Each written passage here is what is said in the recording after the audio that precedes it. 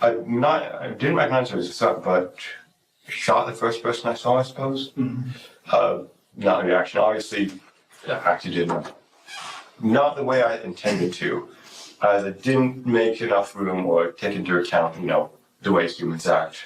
Right. Being mainly me as far as humans go. Yeah. So, with Sonny so forthcoming regarding the details of the crime, the investigator seeks to confirm what Sonny's stepfather, Alan Brazel, told them about the crime.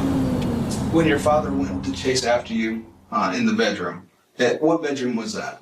It was the largest bedroom. It's the master bedroom, the one where they sleep. Okay. So, it had a large king-size bed. And you told me that you had, at that point in time, he had dropped the weapon. And, yes. then you reached down and picked it up about 20 seconds later. Is that correct? It was about 2-3 feet, about a meter away from me. Right. So I ran from the couch, grabbed it, and then ran off. And then eventually take the magazine from my pocket. What were you trying to do when you ran away? My plan was to grab the weapon and load the magazine and shoot my father. And then shoot my mother. Okay. And your father ran after you. Yes. and caught you in the bedroom. Yes. And you did not have a chance to load the magazine at that point in time? Or what happened? I did load it, but I fumbled with it. And I did load it into the gun, not all the way though. Right. So I wasn't able to pull back the hammer all the way. So I slide back all the way. The second time after I feigned, putting the gun down after he told me, don't do it, etc. After I put it back, I tried to send the magazine back in with the back of my wrist about here, right. And then pull the slide back out, but that didn't solve it either. So he ended up taking the firearm away from me, okay. And then walked back to the living room. Did you attempt to pull the trigger while he was coming at you? Yes. Okay. Both times. Both times. And both times it failed to fire. Yes. Right? Yes. And that's when your father caught up with you and took the weapon from him. Did you say anything to him after that, or what happened after he got the weapon from you? After that, I basically he ran back into the living room, put the gun down on the ground, across the living room away from the couch where I was sitting, which was red. Oh, see, I leave my parents called it. But it's a red couch, and he placed it on the other side and then helped my mother attend to my sister's wounds. After he put the gun down on the ground, I did consider either running to my room where there was a loaded shotgun or running for the gun. However, I didn't act on either, so I figured my chances were low of getting either done, so I didn't think it was worth it. With Sonny's confession recorded in more than sufficient detail, we can now tackle the question of why Sonny decided to undertake such unprovoked violence. What were you thinking about? What made you want to kill your sister and your parents tonight? What's been going on? It's pretty good, actually. I've got a job, had classes, it's going pretty well. Nothing really is bad happening to me. Nothing? Pretty good thought. Nothing bad, you just wanted to do it? Not even wanted, I just did. Okay. Let's back up. Excuse me, a few minutes ago we were talking about when you were loading putting the rounds in the magazine and then loading that magazine into your weapon. And you said that the initial plan was to go to your parents' room and then shoot them first. And then go into your living room where your sister was and then shoot her. What made you deviate from that plan?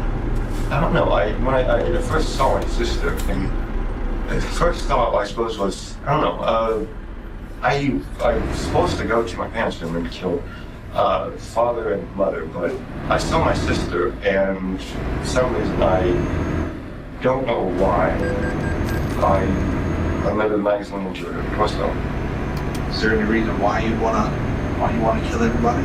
And did they hurt you? No. Have they made life miserable for you? They abusive to you physically? None whatsoever. There was no reason for it. It just.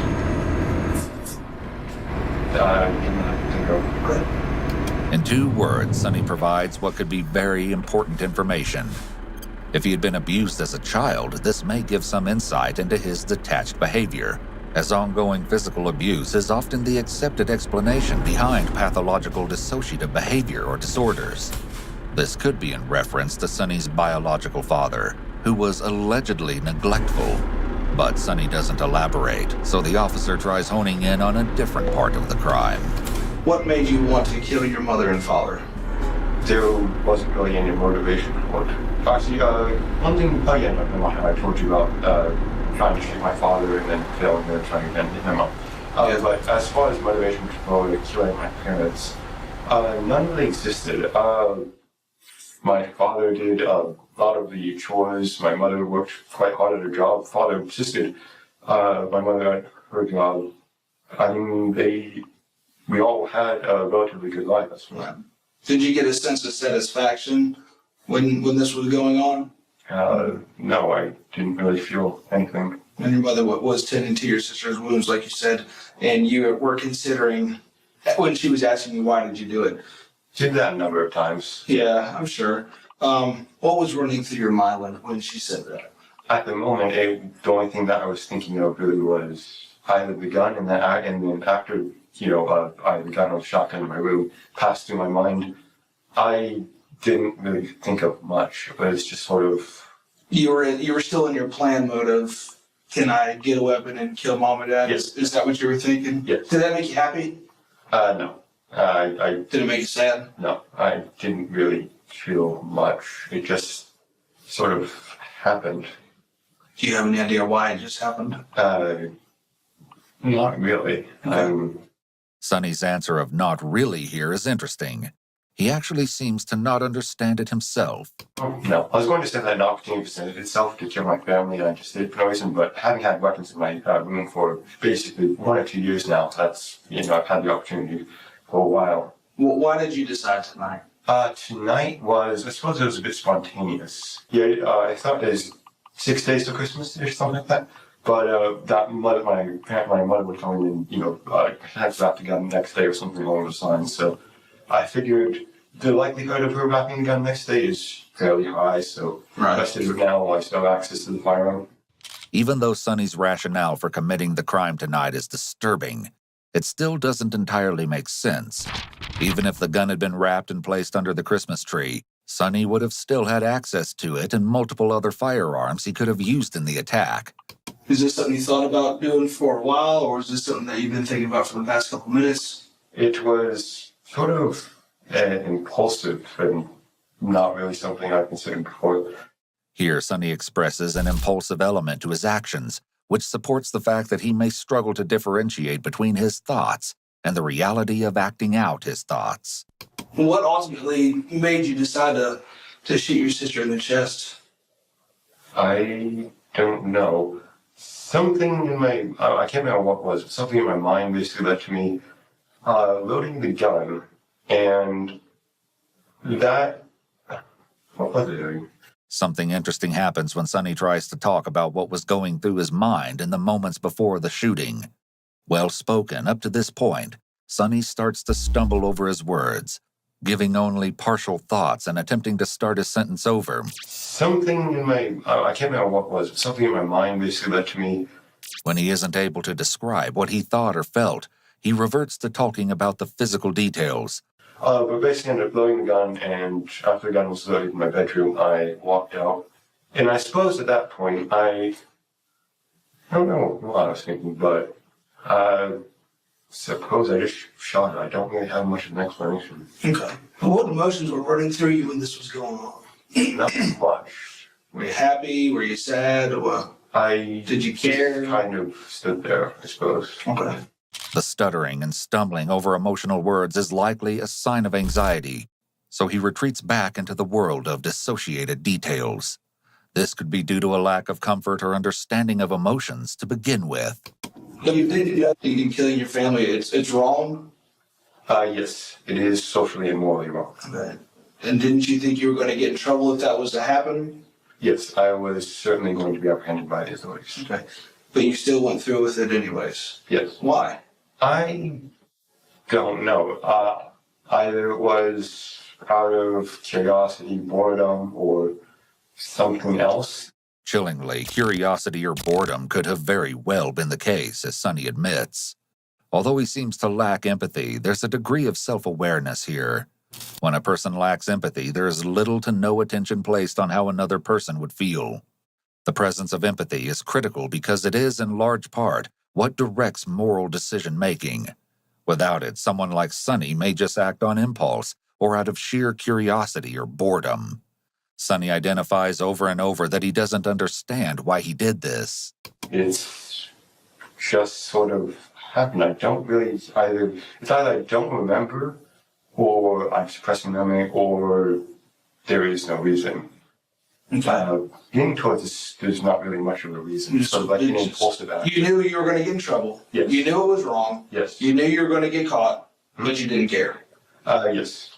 Altogether, the detective interviewing Sonny has acquired a significant amount of evidence. The only remaining missing puzzle piece is the motive. With enough material to charge Sonny, the question of his motive will be left to be uncovered during trial. All right, well, give me just a minute, I'll be right back, okay? After the officer leaves, Sonny immediately goes back to talking to himself. Well, no, see, the 1060 would be... Oh, no, yeah, we moved on from GPUs. It was, what was it? Enzo. No, not Enzo, Ryzen, that's what it's called. AMD's new AM4, DDR4, etc. architecture. I can't remember their chipset names. Yeah, the chipset names were really just like, I can't remember what it was. I think it was like, I don't know what it was. Yeah, so DDR4 a bit late. I mean, it's sort of meh, but I don't know. It only takes 3 minutes for the officer to return and tell Sonny what charges he will officially be facing. All right, Christopher, you are going to be arrested, okay? You'll be arrested for murder, Yes. murder for your sister, aggravated assault on your father for trying to shoot him as well, and then possession of a weapon near the commission of a felony, okay?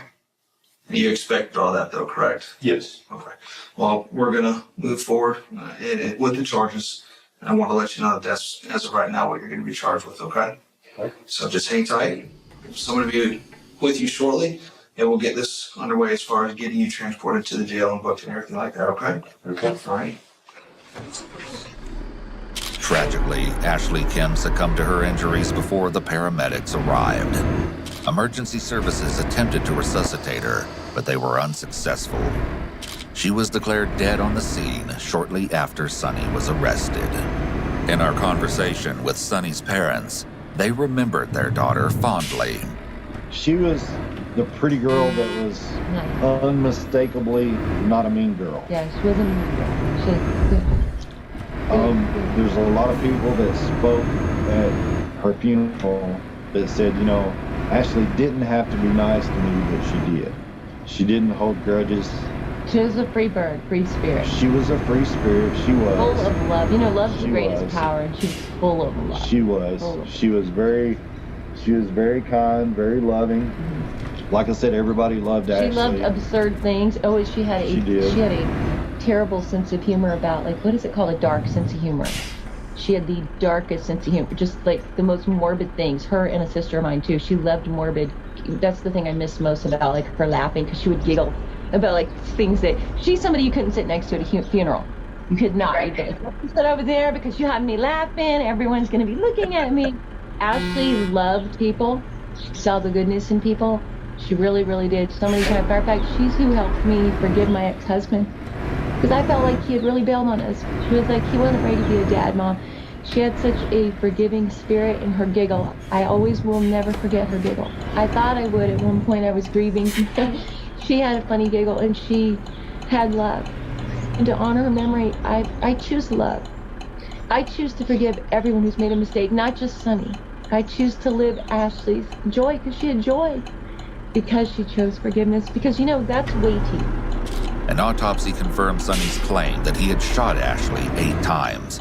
She had wounds on most parts of her body except for her head, including her arms, legs, and chest.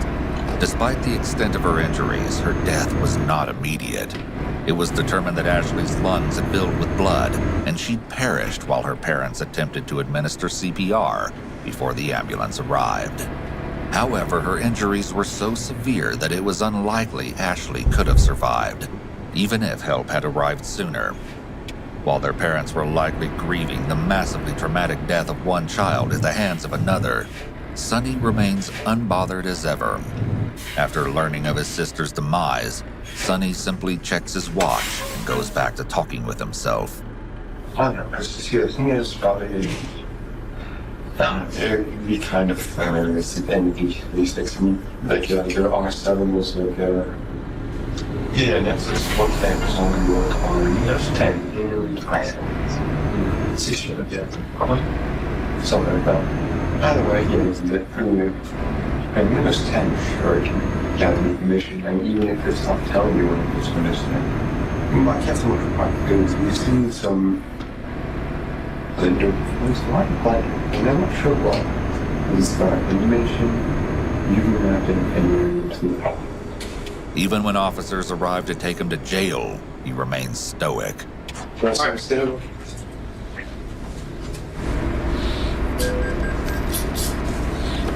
Good, heavy hand, good. That's some small risk, huh? Christopher, this deputy that's right behind you, he's going to take you up to our jail, get your fingerprinted and processed, and get the jail paperwork started on your charges, okay? Wants to be in your stuff, right?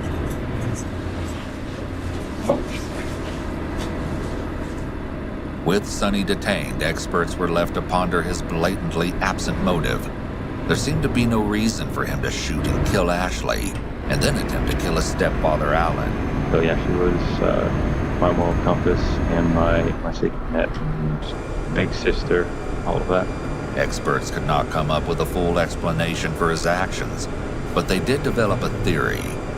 It was possible that Sonny's abrupt, out-of-character violence was possibly caused by a psychotic episode.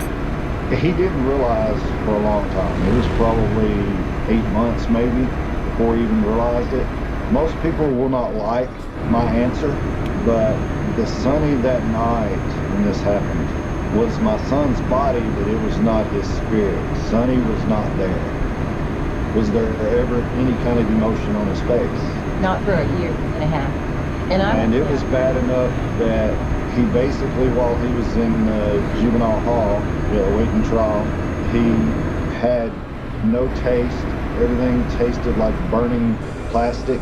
He had a psychological snap. Something happened. They to explain to us later that everything tasted like burning plastic. All the food he was eating. So the only thing he could eat was plain dry cereal. That's what he lived on. Sonny apparently told a psychologist that his memory of the murder felt like watching someone else, or looking into a parallel dimension. I felt like the strings had been cut, for lack of a better word. This is the textbook definition of a depersonalization episode. Although a psychotic episode is a possibility, Sonny isn't showing any indications of psychosis in the interrogation room. He may be talking to himself, but this could be due to stress or nervousness. It's not sufficient to conclude that he's psychotic. Sonny shows no signs of delusional thinking, and he doesn't seem to be responding to hallucinations. His thought process is logical and coherent overall, though he demonstrated indications of a developmental delay like autism spectrum disorder. Typically, psychotic episodes are preceded by changes in behavior that would have been evident to his parents or other adults, though this is not always the case. Sonny and Ashley's parents once again weigh in on this incredibly complicated aspect of the case.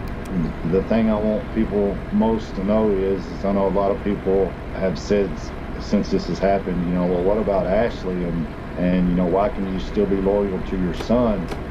I'm loyal to my son because, like I said, he was not there. It was not done in some kind of malicious intent. There was no fight. There was no argument. There was no fuss. There was only love between him and his sister. There was nothing crazy going on, nothing funny going on. It was just unbelievable that it happened. And it's hard for me to even believe it now, even though I was probably the best witness that was there the whole night that actually saw. I actually saw the most, heard the most, pretty much knew the most because I knew what was going on from the sounds. I knew what it was. And I've stuck by Sonny. Me and his mom have stuck by Sonny, first off because we love him and he's our son and we'd stick by him anyway. This was not something that, was like in a fit of anger, or it was not a planned out thing that, that he hated her or he was jealous of her or any of the stuff that they tried to say. They tried to say that he was jealous because she was outgoing and he wasn't. I was a single mom, and my ex-husband, I didn't have money. And this wonderful man wasn't in my life yet. And I think back about the time she had to babysit, because I couldn't afford a babysitter and be at my shop, because she babysat him. He holds so many character traits of her. And I know other people want him destroyed, but he's all I have left of her. Additionally, while awaiting trial at Regional Youth Detention Center, Sonny reportedly harmed himself multiple times by slamming his head into the wall and biting himself so hard that he broke a tooth. Eventually, he was diagnosed by several doctors with Asperger's, along with undisclosed disorders that are similar to schizophrenia. As a result of this potential diagnosis, Sonny's defense team attempted to have his confession dismissed, claiming that it was not given when he was of sound mind. The judge ruled that while the diagnosis could be valid, a psychotic episode or any of Sonny's other diagnoses would not impede his intelligence. He allowed the video of Sonny's interrogation to be played in full. The Brazels were not pleased by this decision and maintained that some aspects of the case were mishandled from the beginning. A few minutes later, an investigator showed up, and he was explaining the situation to me. He said, we're going to take him down. He said, but we can't speak to him until his parents get there, you and your wife get there. It's crazy. They put him in the car. I never saw that, but I was in the front yard. Right, so they had already put him in the car by this time. They said, they explained that they had to take him, to, I guess, Columbia County Jail or whatever it was. So they took him to jail and said, as soon as we finish up here, we're going to call you and you'll have to come down so we can interview him, your son. But as you saw in the earlier footage, neither parent was present for Sonny's interrogation. Yeah, but by 8 o'clock, we realized they're not going to talk to us at all. And so it's weeks before we can get any conversation with them. They even to get Sonny a public defender, because he went into the indictment with no attorney. It was no parental support, nothing. He was in there on his own, but we were begging to try to go, but they wouldn't let us. It was probably, a year later before we actually saw the video. The first court session that we went to, we immediately started calling the police department and pretty much, got no answers. They wouldn't really tell us anything. They told us that we couldn't talk to them because they charged him as an adult. And do you know that they didn't even give him a public defender for 4 weeks? Ultimately, in July of 2019, Sonny pleaded guilty by reason of mental illness to murder, aggravated assault, and 2 counts of possession of a firearm. He was sentenced to life in prison, plus 25 years, but will be eligible for parole in 30 years. Because he was convicted by reason of mental illness, he will continue to receive psychological counseling during that time. Sonny's parents continue to stand by him, and despite the terrible tragedy, the family has remained close. And he tells us all the time that he is very aware and very grateful that we are still his parents and that we love him and support him, because he knows that there are a lot of people in there that lost all of their family ties and everything whenever whatever they did happened. He treasures it. He said, I want y'all to know, he said, you can't ever know, he said, how much that I appreciate it and everything. He said, that you're still my mom and dad, you still support me, you never threw me away, you never... He says he works so hard in there every day to be worthy of that. Right. In our exclusive interview, we asked Sonny if he remembered the day of his sister's death. I do, yes. It was terrifying for me. It's the strangest feeling, and it probably sounds ridiculous, I know it will, but when I walked into my room, the second I walked through my door frame, there was a shift. There's something different. I couldn't really think. My body was moving, but I wasn't able to think. We asked how long it took for him to start processing what happened. I think I'm still struggling with it to this day, but I suppose for the vast majority of it, I didn't speak for those first 3 or 4 months when I was at the juvenile detention center. I still don't really know what to think. There's these times when I've broken down about it, but my brain's won't let me process it. Every time I try and think about it, I still haven't fully processed what's happened. I know empirically what's happened, but to this day I don't understand why it happened. With this response in mind, we asked Sonny if he worried that a similar incident could happen again if he was released. Yes, absolutely. Okay. It's always there. I was kind of eager to accept a plea deal. Already kind of consoled myself with the thought that I'll be spending the rest of my life in prison, and I'm okay with that. And I don't really know if I want to be around my loved ones, knowing that something like this could happen. On a lighter topic, we asked Sonny to tell us a bit about his life now and what his days look like. We normally eat breakfast at about 7 o'clock in the morning. For me, that's when I wake up. My activities used to be different. I used to teach a math class, but nowadays mostly I just have self-studies, write a few stories, I like to read. I used to be really active, going to the library. I've lost a lot of that energy now, and most of my days are just spent idling, I suppose. We asked Sonny what people could learn from his circumstances, and he offered us some remarkable insight. If you do have a family member, a friend, son, daughter, child, whatever that is, experiencing symptoms of disassociation, if they're too withdrawn from their environment or their surroundings, important that they be associated with something in the world. It's important to not let people get too fucked on. Our final question was about Ashley and what Sonny would like all of us to know about her. She was one of those rare people in the world that cared out of her heart. She didn't do things out of some desire for potential gain or benefit. She cared for everyone, regardless of whether or not she knew them. I have a lot of great memories of my sister. I'd say if there was one thing I'd want to remember is that she was the kind of people that is very rare, genuinely cared about people around them. And I love it for it now that I can truly appreciate what it means. We want to extend the utmost gratitude to Alan and Nicole Brazel for being so open and for allowing us to share their side of this heartbreaking case.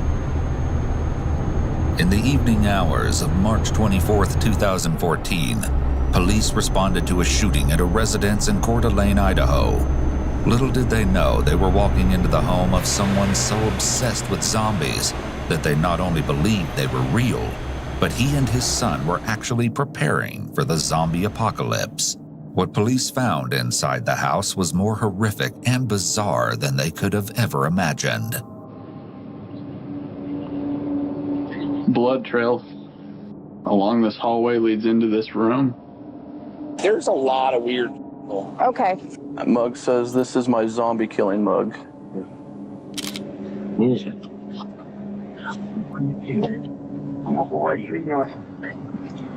I did not have to do anything sexual. You got to the point where with a bachelor's degree. Do you believe in the zombie apocalypse? Do you believe that's going to happen? Probably. When police arrived at the house, they discovered that the 911 call reporting the shooting had been placed by the 14-year-old. They found him waiting outside. Take your phone. Got some blood on him right there.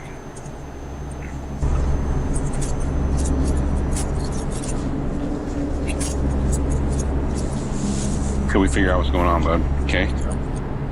As police will soon find out, the story about how he came to be covered in blood is even more twisted than they ever could have imagined. For everyone's safety, deputies still need to secure the house and verify if there's anyone else inside the home.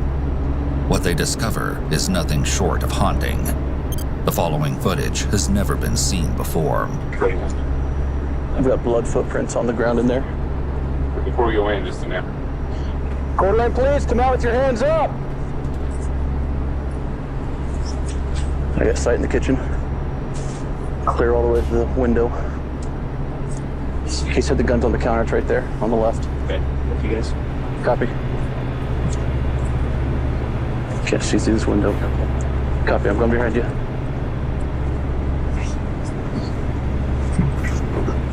Somebody back there, maybe? Yep. Some. Okay. I'll hold this on the right if you go through the left.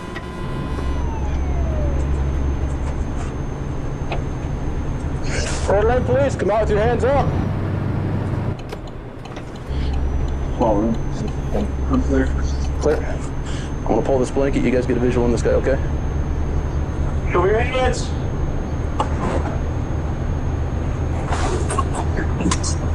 Got it? Got one male. Looks deceased. This is second one. Second, juvenile. Okay. Appears to be deceased as well. I'm gonna pie in. Okay, got it. I don't see anybody in the bathroom. There's still a shower back there. Okay. Okay, I'm gonna go through and clear. Away. I can go through and clear if you want. I'm gonna go through and clear the bathroom. Okay, go ahead. Bathroom's clear.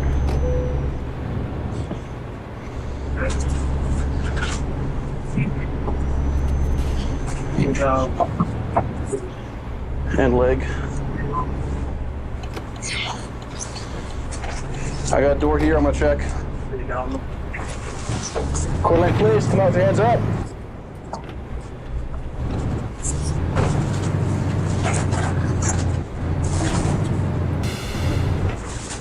Small room clear? Absolutely. I'm gonna check for pulse in the dad. Okay, go ahead. Still warm? I can't feel it. Yep. Yeah, checking wrist. I can't tell if it's my heart racing or his.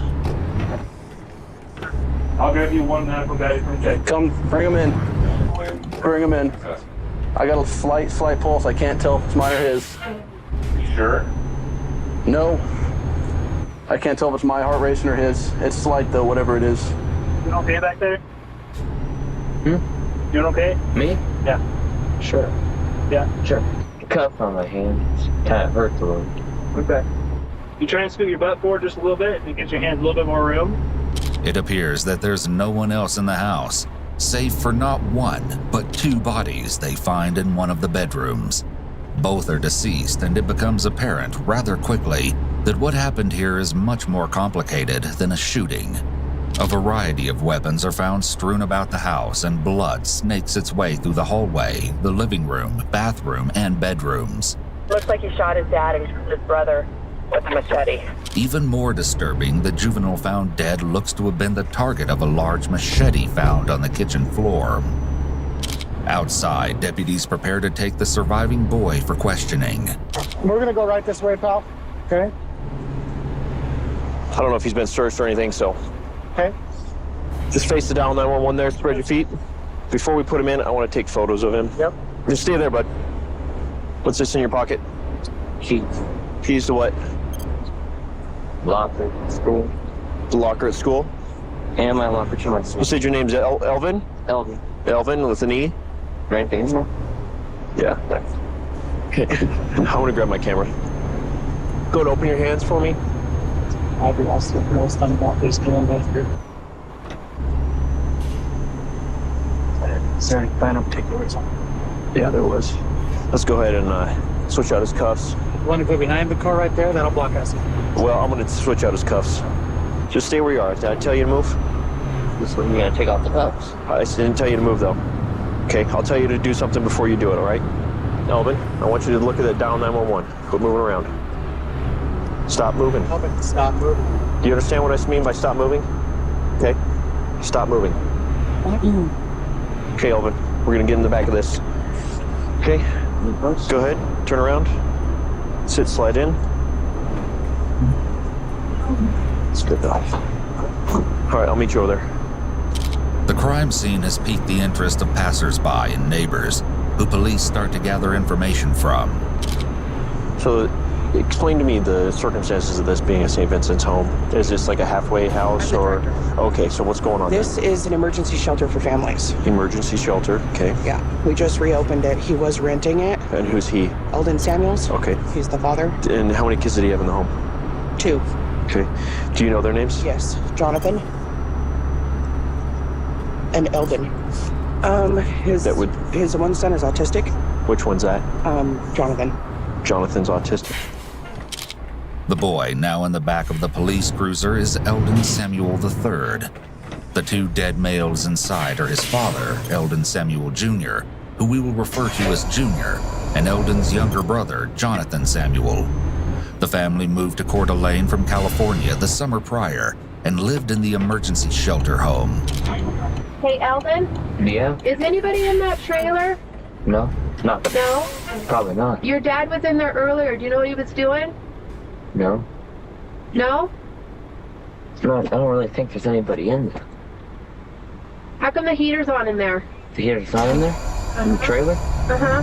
Someone's probably in. All right, stay put until I tell you to step out. What's such a rush? What's that? What's such a rush? How old's your brother? I don't know. He doesn't know. 13, it sounds like, from Wilhelm. Though Eldon is apparently unsure, his younger brother Jonathan is in fact 13. All right, just stand right here for a minute. Your last name Samuels? Last name is Samuels? Yeah. I'm thinking of changing. Yeah. What's your middle name? Gail. Gail? Gail. G-A? G-A-E. Yeah. Sure name. Cohen. Cohen. It's cool, man. Thanks. How old are you? 14. Detectives photograph Eldon and take his blood-stained clothes for evidence. You still doing that? Yeah, I'm just a bit nervous. Nervous? Yeah. What are you nervous about? Because the cops are here? No. Okay. We can talk about that all day. Eldon is questioned about the incident that has just occurred in this never-before-seen interrogation footage. The following footage has been analyzed by a qualified team, including a licensed professional counselor and a licensed attorney. Yeah, Eldon, just relax. I'm just here to talk to you a little bit, okay? So you can take a breath. Like what I do. If I have to adjust my leg or take a breath, that's okay. You don't live far from the school, do you? Because I've seen you at school. Do you remember talking to me at school? What did we talk about? Handcuffs. The handcuffs, that's right. What did we decide about the handcuffs? After the detectives make Eldon comfortable, they begin their interview, starting with how he ended up shooting his father. He says, having these rights in mind, do you wish to talk to us right now? Do you want to talk to me and my boss about what's going on tonight? Right now? Yeah, that's why we're here. Do you want to talk? Alright, well, where will it stay? Just right here, we'll just chat right here. No, we're just gonna chat. Sure. No, we're not gonna keep you all night, we'll just chat right now. So this is just, because you have the right to talk to me. Like I said, I have the right to talk to you. So this is just saying, having these rights in mind, do you want to talk to me right now? Right now? Yeah. Like how much time will it take? It won't take long. 30 minutes to an hour tops is what I imagine. Yeah, I got stuff to do, so do you want to chat? Sure, okay. The officer establishes that he and Eldon already know each other. He may have been brought into the interrogation specifically for this reason, as Eldon may feel more comfortable having someone he knows in the room. However, if they have a trusting relationship beforehand, then the suspect may not really understand the adversarial nature of police questioning.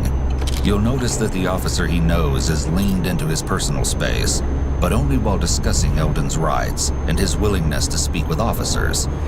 Invading someone's personal space is a common tactic in police interrogations, as it puts pressure on the other person. In the state of Idaho, police are generally free to interrogate minors without any limitations, beyond constitutional provisions that would equally apply to adults in a similar situation. The minor does not have to have someone present to represent their interests prior to questioning, until and unless the minor specifically makes a request for counsel or the presence of a parent or guardian. In that case, an interrogation would have to stop upon the request. However, there are a number of differences for a minor brought into the juvenile system.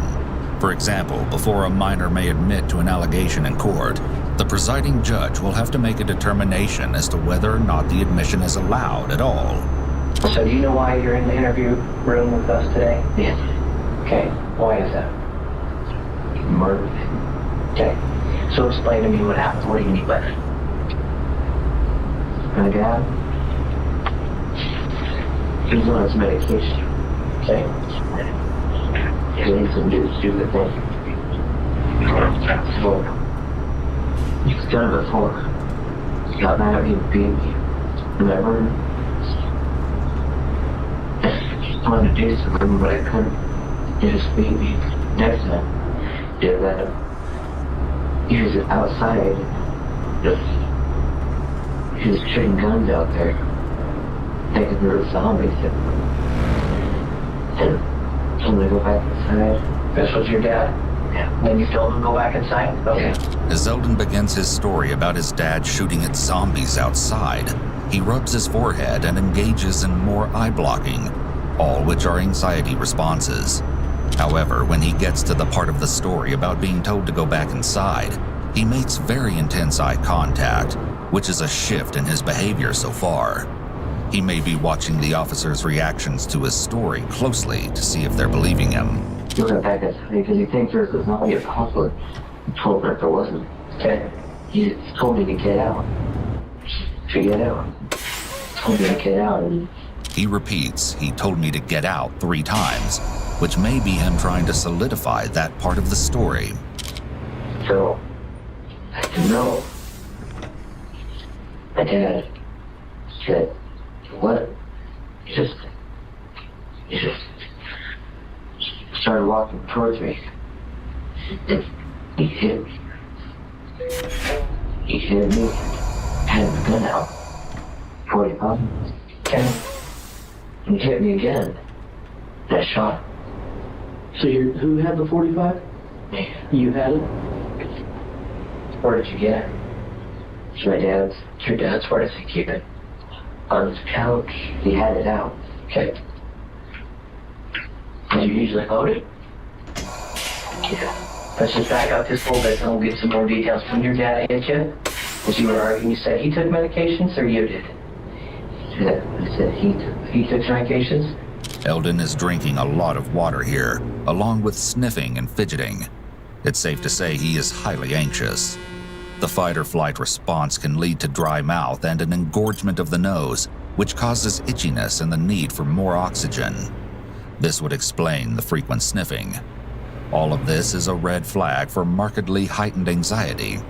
While he should be a bit anxious in the police station, he and one of the officers seem to already have a rapport, so the fact that his anxiety is this high is likely throwing off serious red flags for the interrogators. And he hit you because he's hit you before? Is that what you said?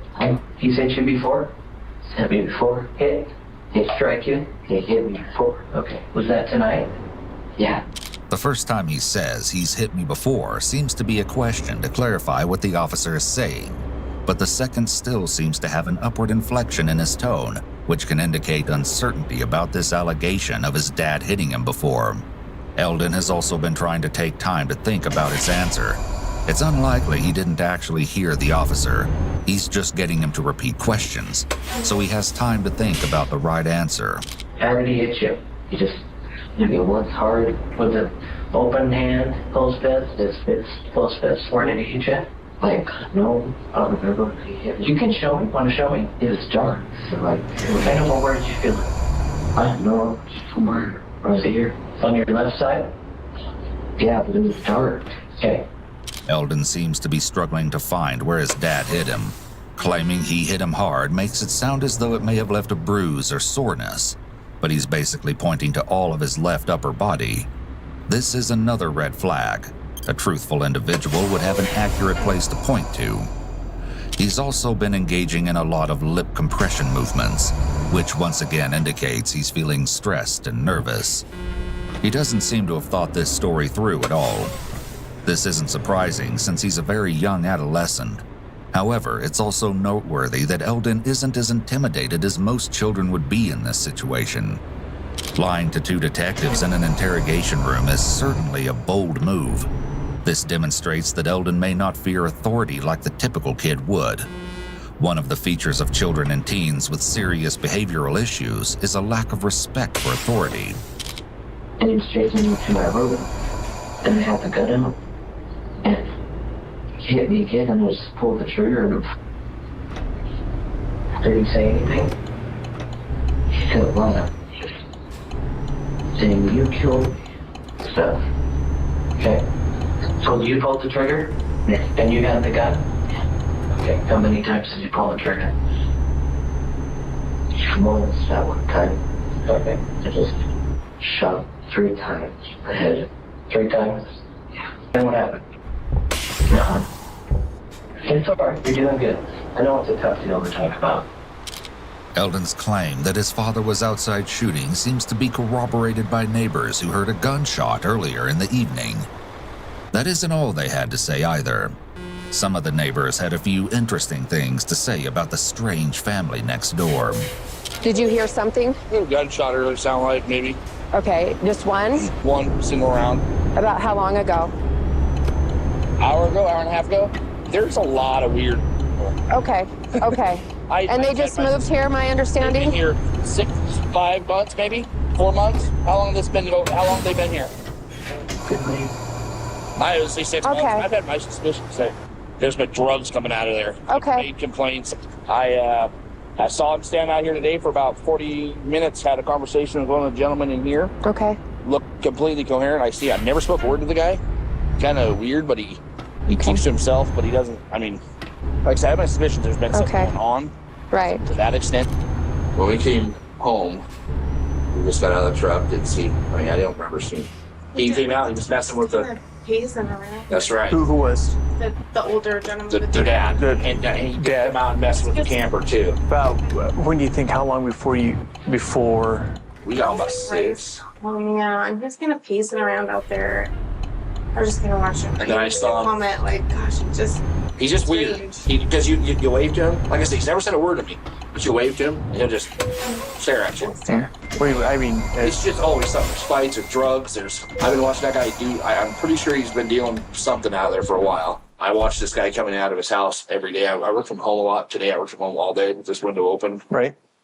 I saw him have he's a kind of a weird guy.